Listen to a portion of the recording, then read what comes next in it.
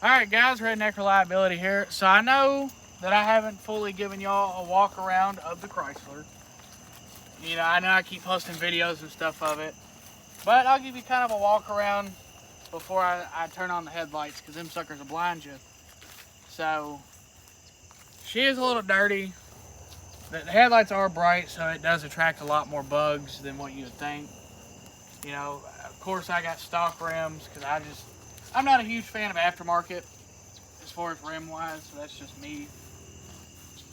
And then of course you got that Hemi badge. You know, you can't have a Hemi without that, right? So we'll get in here and we'll start her up for you.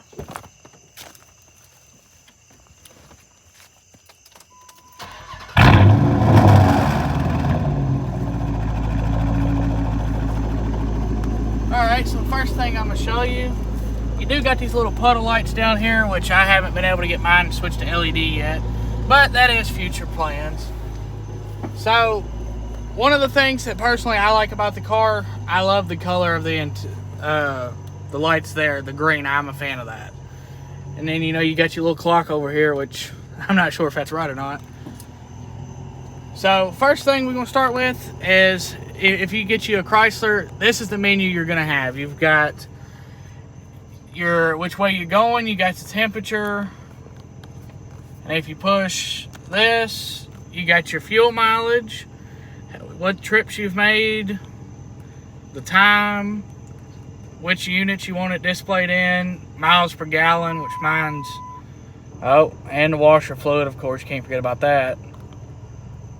Alright, go away. So you got all that. Now, if you hold the compass button and the music note, you gotta hold it for a few seconds, takes a minute sometimes. You get this, you get the developer menu. So you go down, you get your oil pressure, and of course, you give her a little rev and that stuff will shoot up just like that, if it works like it's supposed to. You go down, it tells you when the last time it chimed, which mine is, I got low washer fluid. And then, let's see, not exactly sure exactly what that is. I'd have to look it up, to be honest. Or that. You got this, shows you your compass, oil pressure, pedal position. So, you know, if you don't know, it's how far you have the pedal pushed down. Then you got the temp again, the raw temp. And then on this, you get your speed there, your RPMs, your engine temp, and then your battery, what voltage you're running at. And then, of course, you got the software info, because it's a developer menu. So, if you'll hop in over here, we'll show them some of the interior.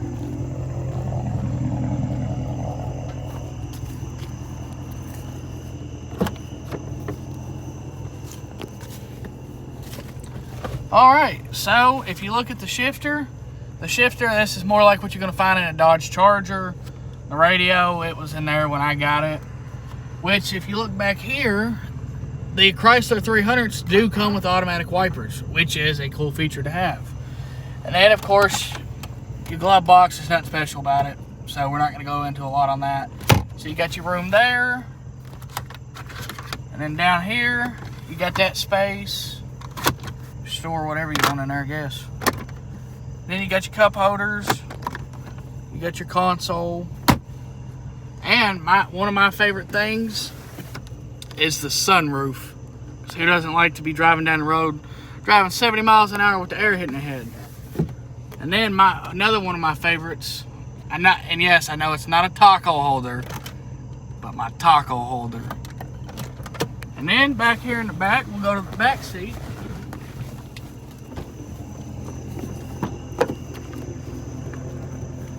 And of course, the Chrysler 300s, they do come standard with leather seats, which is my personal favorite. But you got your cup holders that come down back here. And then if you pull this there's a little tab sticking out over here.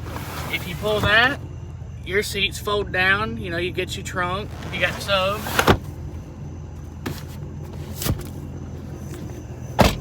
And another one of my favorite things that I forgot to mention to y'all, let's not forget the heated seats. Because, you know, if you got leather and it's the middle of winter, we all know that these seats get cold. And let me tell you, it ain't gonna be me. And then also, right there, as you can see, it also comes with the Boston Premium Audio System, which sounds amazing. So we'll start off back here and we'll make our way to the engine bay.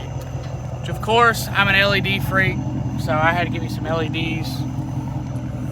You got this spacious trunk. I could probably fit 3 of me in there, and I mean, look at me. I'm a pretty good sized guy. So you could probably fit probably 4 of me in there, to be honest with you. And then obviously you got the body of the car. She's a little rough as far as body, but that's all right. And then one of the first things I did, you get them $70 a set on Amazon. Look at these lights. And then as you can see, if you look down that way, how bright they are. Let me flip on these high beams. As you can see, you are able to see all the way down to that tree line down there. And then if you pull the handle back, you get your highs, lows, and your fogs. One of my favorite things on the Chrysler 300's, as far as the headlights, is when you turn your high beams on, your highs and your lows stay on, which of course having LEDs is monstrous.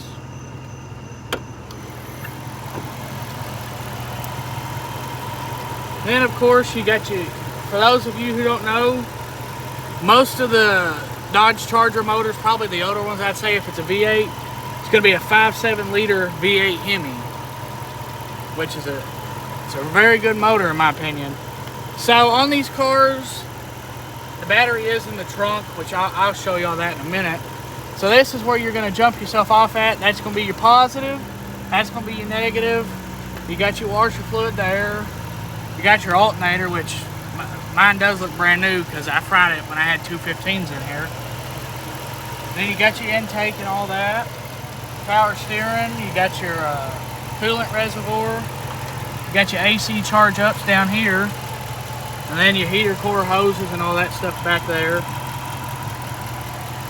And then of course, you know, you gotta have them shocks because that stuff is sweet. And then when I bought the car, it already had the aftermarket grille. So personally, in my opinion, this looks a lot better than what comes with them. So we'll go back here to the trunk. We'll get some of this stuff pushed out of the way so I can show you where the battery's located. For those of you who have thought about getting one, or maybe you just want to see something new, you just gotta take all that stuff, just push her on back.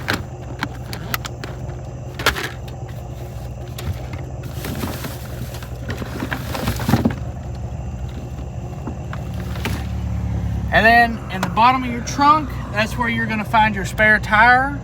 That's where you're gonna find your battery, obviously your cables and stuff, and your fuse box is also gonna be back here.